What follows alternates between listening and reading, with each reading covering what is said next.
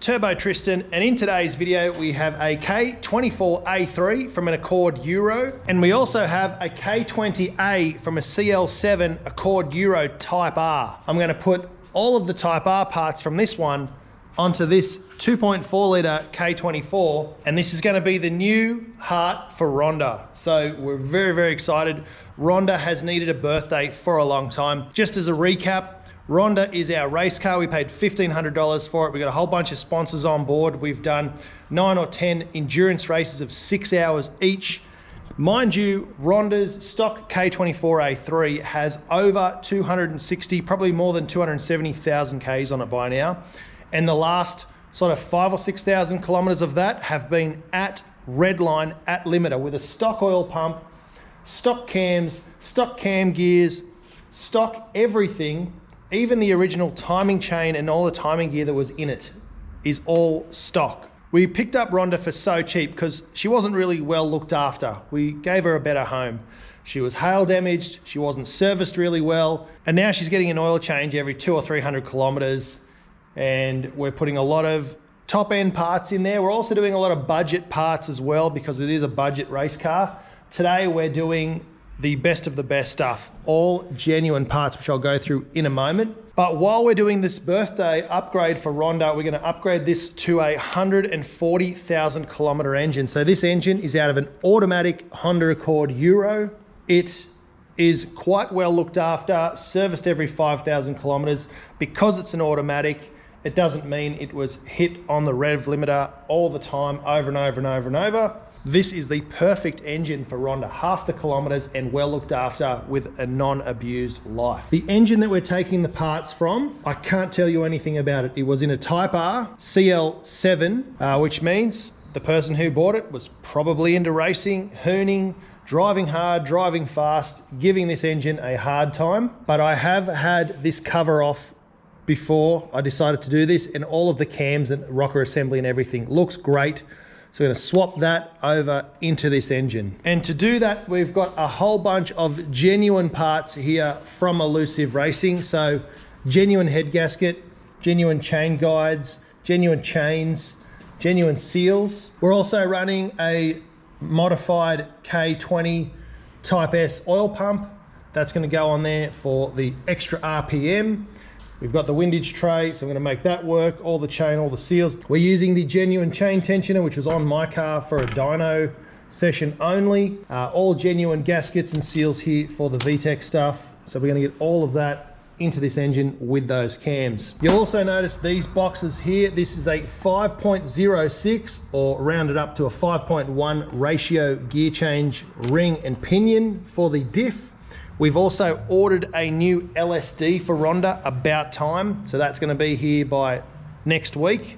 We'll do that in the next video and we'll talk about that when we put it all in Rhonda. And I've also got all the bearings and seals in here for the gearbox, all from Elusive Racing. Some other parts we'll be putting in there is new gaskets for the rocker cover from spoolup.com, and also the T7 Designs heater core block off. So this is the heater hose that normally runs up here and goes with this guy into the firewall.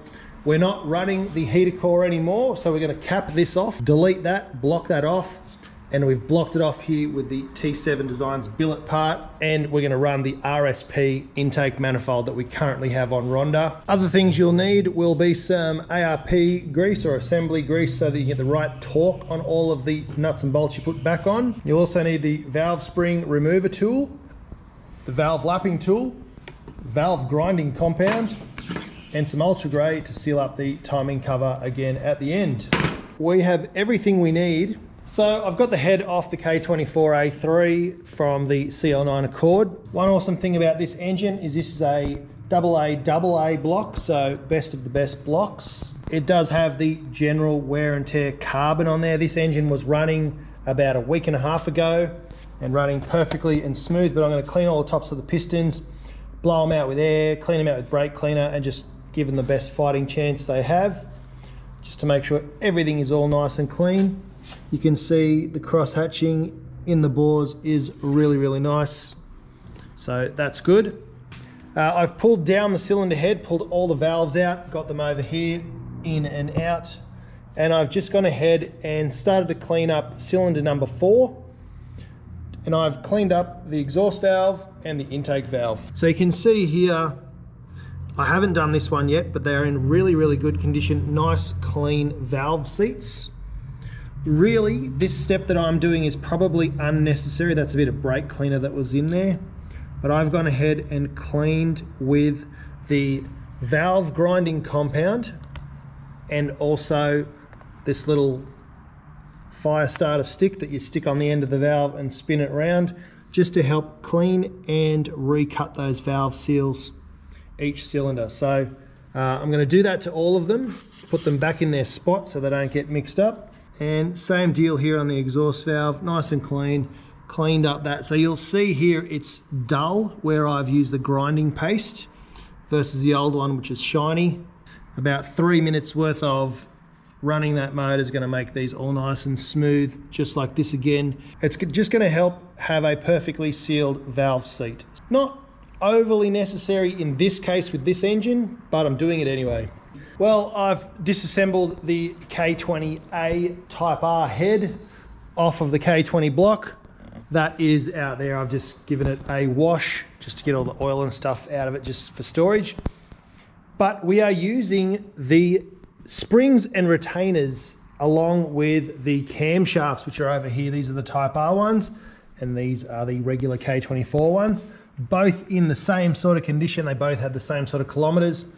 So I'm pretty much just going to swap that whole cartridge straight onto the top of the engine, because those are matched with this, these are matched with this, so they've already worn into their grooves and everything. I will put some assembly lube in between them because they've been sitting for a while. But you might be thinking, why are we upgrading the valve springs? It's a lot of work. You could just drop in a set of cams, and yes, you could definitely do that. Rhonda is a motorsport application. So these are the intake valve springs, and these are the exhaust valve springs. So these ones are colored green for exhaust, yellow for intake. They have a stepped, quite heavy piece for the bottom stand, and the retainer is also nice and beefy, and the spring is drastically thicker than the factory ones. Now that's the same on both intake and exhaust, and I'm not sure why they're different, but I'm not going to mix them up. With the K24A3, both the intake and the exhaust valves are both, from what I can see, totally identical. They have pinky red on them, same coloring. They have a much smaller pressed tin bottom seat, so you can see the difference there. Smaller, wider, thinner, thicker. And then on the top side, similar design. These are heavier, and they're also wider for the wider springs. So we're going to swap all of that over, and that is going to help us with our high revs in Rhonda. And you know, if I ever miss shift and valve bounce it or anything like that, this should help keep the valves from smashing into the pistons. Hopefully that is the case. Make sure everything's super duper clean. As you can see, I have surgically cleaned this. I'm also using the spring return little springs. These are the K24 ones.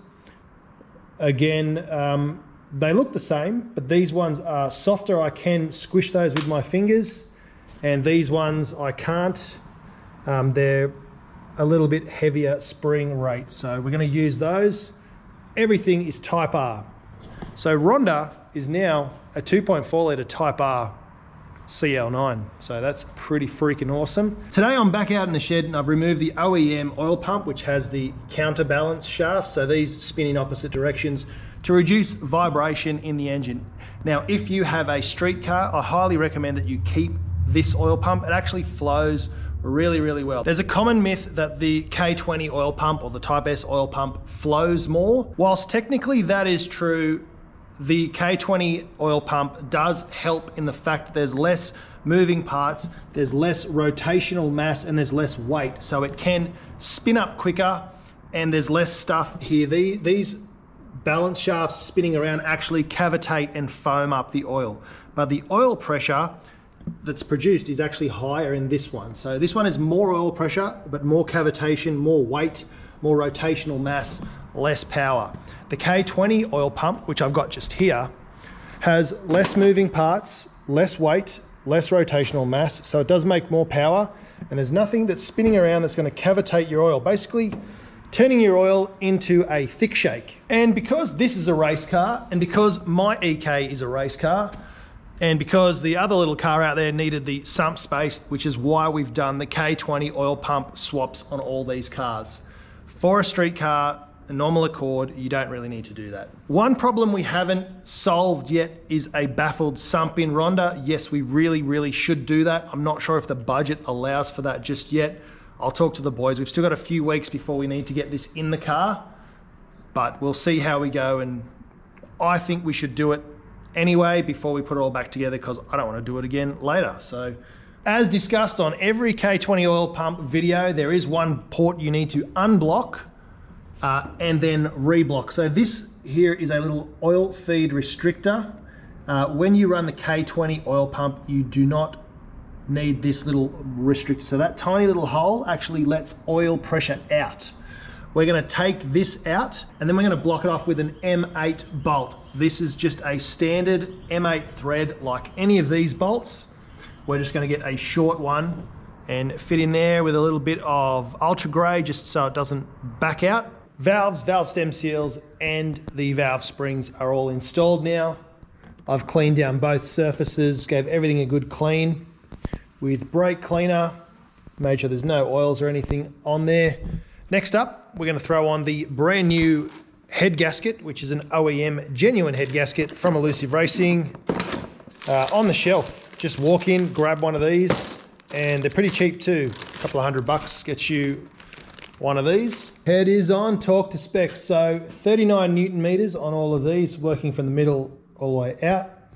Then you do a 90-degree turn and then another 90-degree turn. So what I do is I mark them with a straight line, turn that 90 degrees so all the lines are then going that way, and then turn it again so the lines are going back this way. And that is the head on and torque to spec. Much bigger upgraded valve springs and retainers. Honestly, before I did this, I knew they were an upgrade, but I didn't know how big and beefy these valve springs were from a Type R. Really beefy, like surprisingly compared to these other ones, which are just really puny and tinny, like these really thin seats and retainers and the tiny springs. Like if you've got a K24, a valve spring and retainer upgrade, doesn't matter if you go SuperTech or if you go Type R, big upgrade. It's going to help you with high RPM applications, living on limiter, all that sort of stuff. It's going to make sure the valves open and close. There's videos online you can see what happens to valves when the car's revving really high.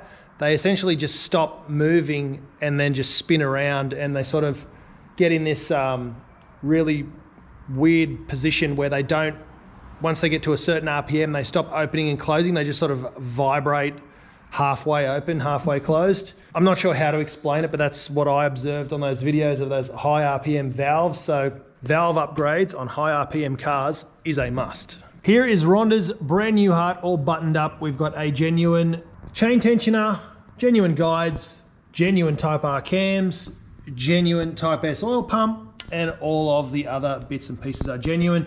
I am running a Blocks Racing chain guide.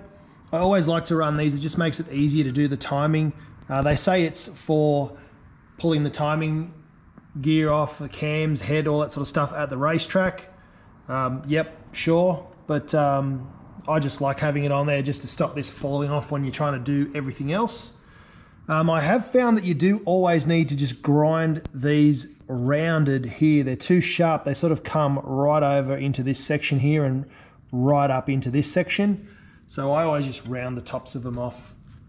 I find that works really well for me on all my engines. That is how it is. RBC, 50-degree cam gear, as well as the Type R cams, valve springs and retainers are all in there. Now it's time to slap back on the VTEC solenoid and all of the gaskets and things and the front timing case. And just gonna wait on a few more gaskets and decide what we're doing about this sump. Now we can use this one, that's no issues, but it's not baffled. So I might talk to the guys about getting a baffled sump for here, just like I have on my car, just to future-proof Rhonda against any possible oil starvation issues or anything like that. Now that we've got a fresh refurbished motor. We want to look after it and keep it going for many, many years to come. This thing is going to rip. Here it is all back together, looking schmick with my signature color.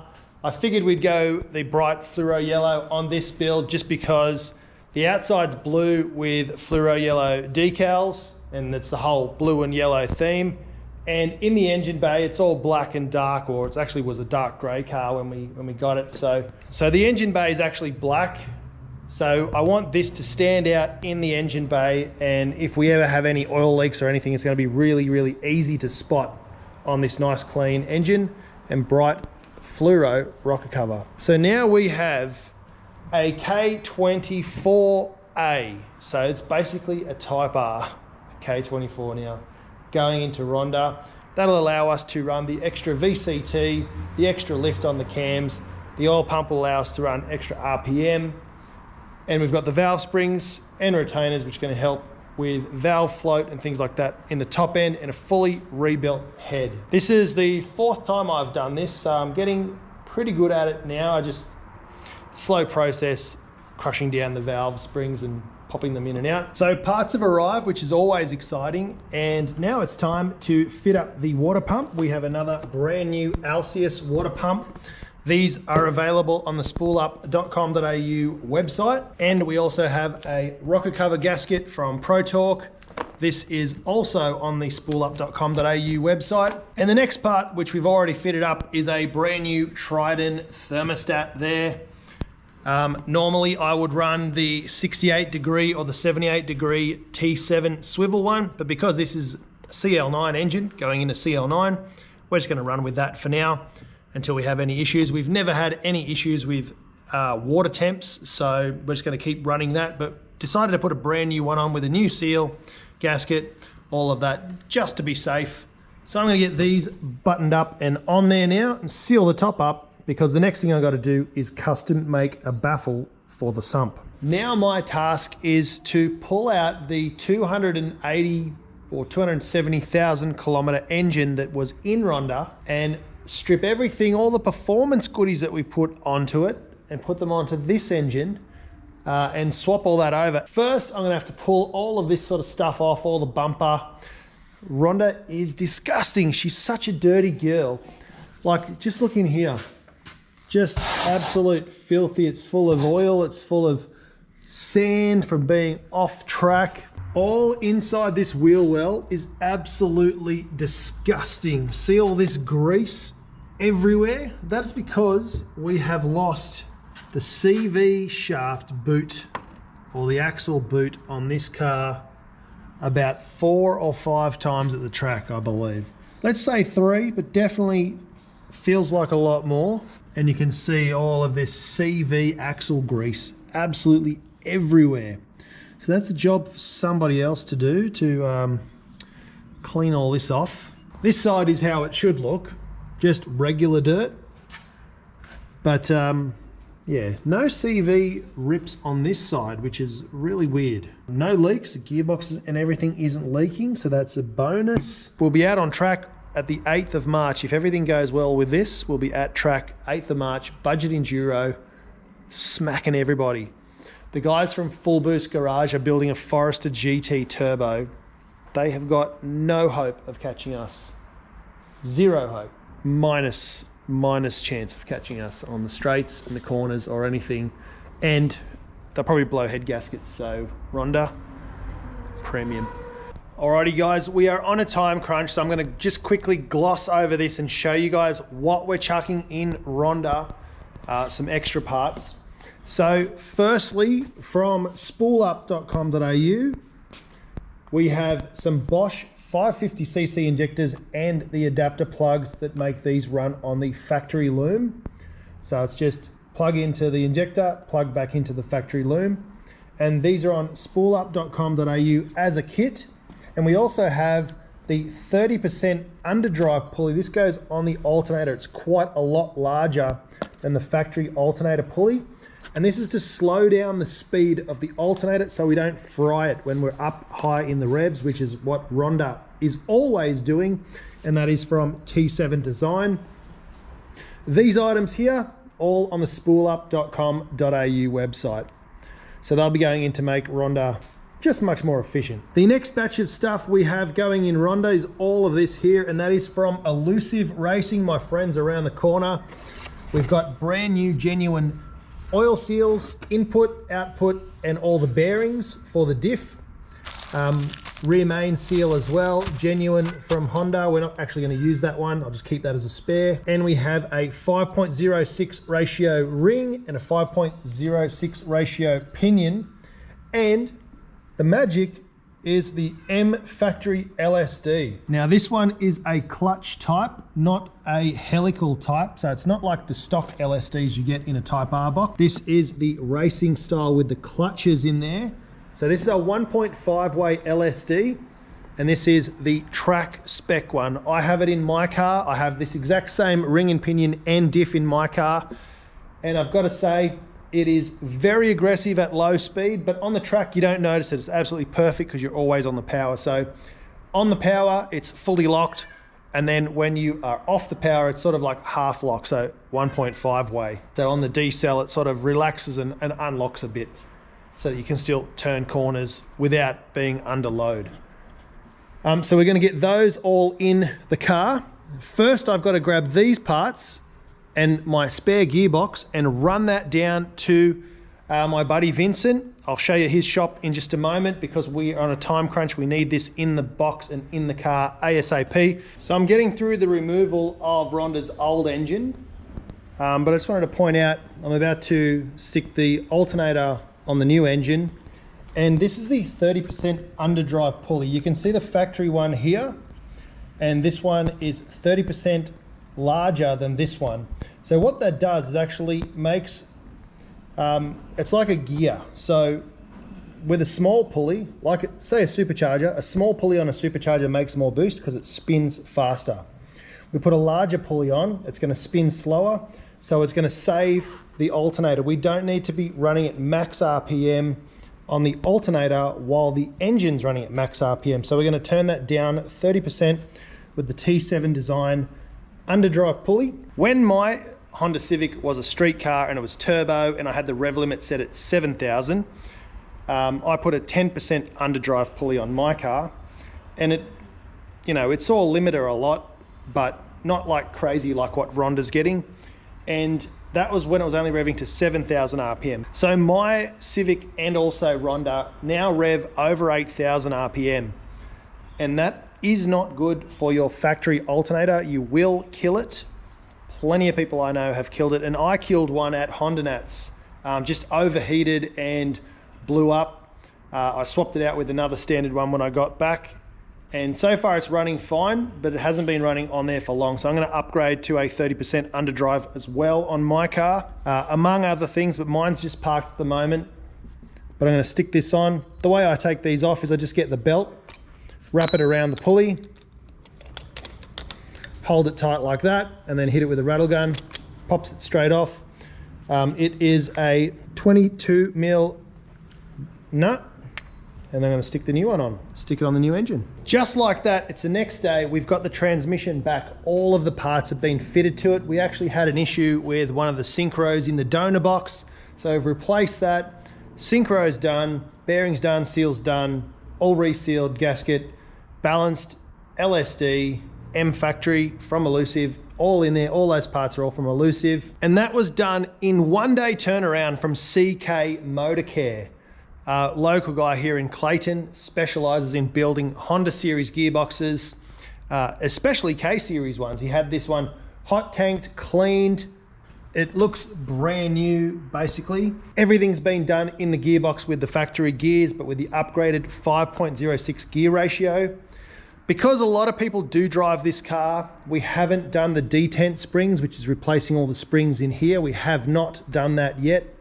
And we probably won't do that. The shifter feel in Rhonda is really, really good, just with a factory OEM shifter. That is ready to be mated up to the engine. I have some new flywheel bolts, and we've actually already checked out the clutch. This EXEDY clutch is just the heavy duty version. So it's not the fancy ballistics clutch that I have in mine. This is done just over 2,000, maybe 3,000 kilometers of racing only. It didn't even get bed in or worn in, and it's absolutely mint. Looks really, really good. And same with the flywheel. That's around here somewhere. There is no marks on it. It's basically on or off. So it's not like we're dumping it and launching it and slipping it. Pretty much perfect. Just got to give that a clean up. This is the same coil cover plate from T7 Design. I've just put a new sticker on there, and we've removed the heater core. So I've blocked that off, blocked this one off, and we've blocked it down here with the T7 Designs heater core delete block off kit. This came from the last motor, which is the breather that goes to our RACEWORKS catch can. And we also have the 30% underdrive pulley on there. This is 30% larger than the factory one, which slows down the speed of the alternator, which means it won't over rev. We've got the water pump block offs here and here. So this one has the option to run a sensor. This one is just straight blanking. These are when you run an oil cooler, which we have the oil filter takeoff plate, which means you get rid of all of the heat exchanger and the oil filter that normally sits out here. We're running a remote oil filter on Rhonda, and we need this T7 port here. We've got a oil temperature sensor in there, and over here we have an oil pressure sensor which goes remotely here, and we've also got the RACEWORKS oil filter relocator. We've got the lines, braided lines to a huge oil cooler, power steering cooler up there, and a big duct for the intake. So there we have it, all the bits and pieces going on Rhonda. All that's left for me now is to put it all together and put it in the car. And just like that, the engine is in. Everything's all buttoned up. There are no leaks, thankfully. Everything worked out absolutely mint. We're just running the car in, warming it up to temp and everything with the factory injectors in. We will be changing those out to 550cc injectors at the dyno, and we've gone with a colder spark plug because we're going to really turn up Rhonda. So I'm wearing my Moon Tune t-shirt at the moment. Other changes inside Rhonda that we've done is we have put in a CIRCUITWORX heel plate, and I have totally gutted everything from under the dash. We'll show you that later on once it's a bit brighter in there. Totally gutted. We need to get some grommets for the firewall or tape those holes up, because now we've got the 2 water holes and the 2 AC holes. But we've saved a little bit of weight, a lot of water, and all that aircon stuff and all that plastic under there. Just more room for activities. If we ever need to change anything or get to any wiring or anything, it's just much easier. Absolutely nothing in the dash. We took out the screen because we don't need a screen in a race car. And I'm actually going to use that in my car, because what we wanted it for, to run our app on here to see what's going on at the racetrack, didn't pair up, didn't work. So that's going to go in my CL9. Now you can see we've gotten rid of everything under there. Well, here we are back at Underground Performance, and Rhonda is on the dyno. We've done a baseline run. I'm not going to show you what that is yet. We'll talk about that later on. Chongy has just arrived, so we're going to get him to look at what we've just done, and then he's going to start the tuning. Mind you, we're on the OEM stock ECU. Marlon has flashes for all the CL7s and all the CL9s in various different stages of modification. What I've done is I've combined the 2, CL7 and CL9, so now he has to blend both of his flashes into one and just see what changes, see what's different. It's a whole new world, and yeah, it's going to take a lot of back and forth. Being that it's a flash tune, it's an OEM ECU, it's going to be a very slow process, so anytime anything changes, I'll pick up the camera and I'll show you guys what we've done. And it's all systems go here at Underground Performance.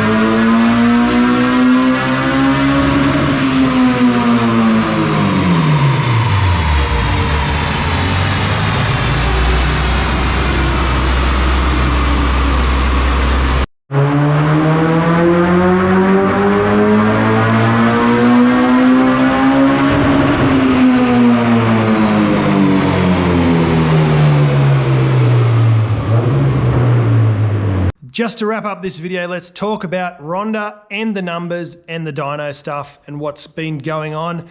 So we made 146, 147, 148, 146, 147, 148 kilowatts over and over and over and over again on the dyno.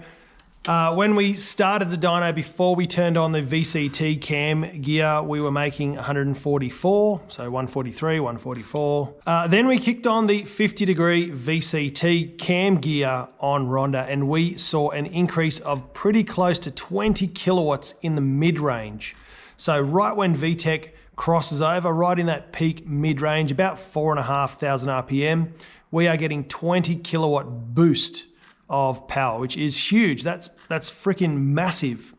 We're also getting around 25 Newton meters of torque in that space as well, which is a big help. But then you'll see on the graph, which I'll chuck up just here, you can see here around about 6,000 RPM all the way out to 8,400 RPM.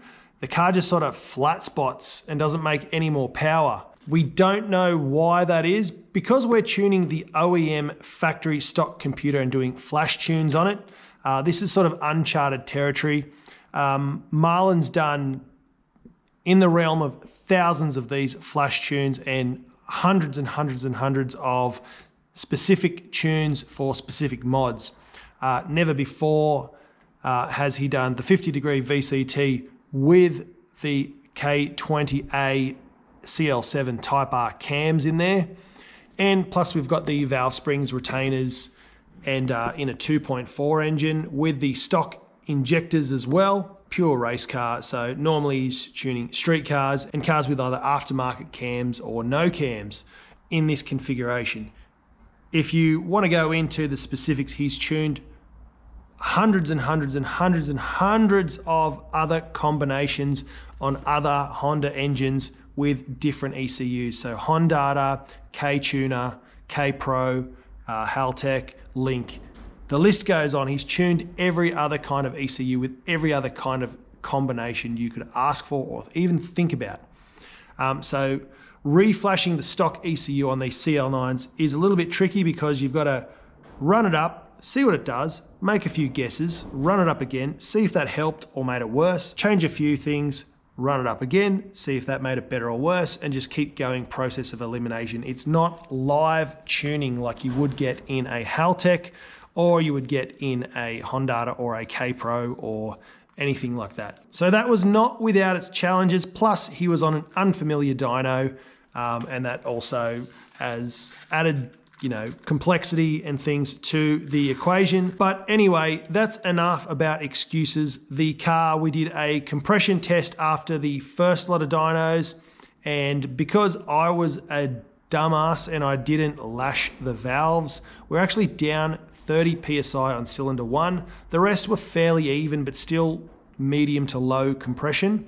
Because if you remember back to the beginning of the video, I pretty much grabbed all of the rocker assembly and the cams and lifted it up and just put it straight into the K24, torqued everything to spec, put it all together and sent it. Whilst the car was running smooth, sounding great and working great, we were down a little bit of compression in cylinder 1. So with Marlon's help, once again, shout out Marlon. He helped me lash the valves the way he has done it a billion times. I can do it, I've done it before. It's not a difficult task, but I wanted the expert with me when I did it. We lashed the valves and then we did another compression test and the compression jumped up 30 PSI. And then we had all of the other cylinders come up about 10 PSI as well. So we're sitting around at a cold compression test. We're at about 195 PSI in each cylinder, which is fantastic. That's more than what I got out of my EK Civic, which makes 170 kilowatts at the wheels on the same dyno. So Rhonda is making fantastic compression. The engine is all put together fantastically. I'm really, really chuffed with that and happy with that. There is nothing coming out the exhaust. She is running sweet. All the sensors and everything are all reading right and saying everything is A-OK. Took it back to the dyno and we made, like I said earlier, 146, 147, 148. Now, the CHONGDATA tunes, when you see the graphs of the power that they make, they're actually made on a hub dyno up in Queensland. This is on a roller dyno down here in Victoria, and with the different temperatures and stuff, it's actually pretty hot. It was over 30 degrees in that dyno cell. So the IATs were pretty high. But yeah, the difference between a rolling dyno and a hub dyno is a fair bit of power loss. So that could be up to around 10 kilowatts maybe. If we were on Marlon's dyno, we'd be somewhere close to 160 kilowatts at the wheels. On this dyno down here, and this is just me speculating, I've got nothing to back this up, but we're on 148, so we're about 10 kilowatts down on what we would have saw if we were on a hub dyno. Having said that, the car is running smooth, great, sounds good, there's no leaks, everything is mint, and it's ready to send at the next budget enduro, and we're going to test out the gear ratios, the LSD, and that extra mid-range torque that we picked up, and those extra couple of kilowatts. And we're going to see what it translates to on the straights. If we are just getting to a point and the car's just not accelerating, then we've got some other issue, and I cannot explain what that is. And it might be a matter of we let the magic out of Rhonda, and I might have to pull things apart and have a look, but all the cam timing is correct. The chain tension is good. All the new parts are brand new, genuine OEM parts. So everything is matching up exactly as it should. I don't know why we're not making more power on the roller dyno. I was expecting, honestly, to be about 10 or so kilowatts less than what my car made, and we're just under 20 kilowatts difference, which in some respects it's good because I spent a lot of money on my car, and on Rhonda it's a budget car and we didn't spend a lot of money. We used secondhand cams and stuff like that in there. So, you know, it would be great if it made the same power as I did, but I also spent a lot more money on my car, and I would hope that it runs and makes way more power. So I guess all things are correct in the world, but that's going to be it for Rhonda. At the dyno, I'm really happy with it, even though the numbers aren't amazing, but I'm really, really happy with the way it's running, the power, all that sort of stuff. So we are hopefully, fingers crossed, going to the budget enduro to dominate on the weekend. It's going to be the 9th of March. We'll be there. So this weekend we will be at the budget enduro at Sandown, and it's looking like there's probably going to be a fairly decent sized field. We've got a lot of other guys that have built cars, other YouTubers. We've got the Commodore Man. We've got the Full Boost Garage guys. I think there's a few other guys that are going to be running as well. Other people I know are jumping in and joining up to the budget enduro fun with their cheap Hondas D-Series. So who knows, a D16 might be the most reliable car of the day, and it could take it out and whoop our ass. But the only thing that's really going to stop us is if we have a major failure, a leak or something, or if a drive shaft pops or something like that, which we haven't had much luck with. Everything else, we've gone over it with a fine-tooth comb, and we are ready to destroy everyone in the budget enduro come Sunday, the 9th of March. That's it for this video. Don't forget, spool up, bring the boost, and we'll see you in the next one. Cheers.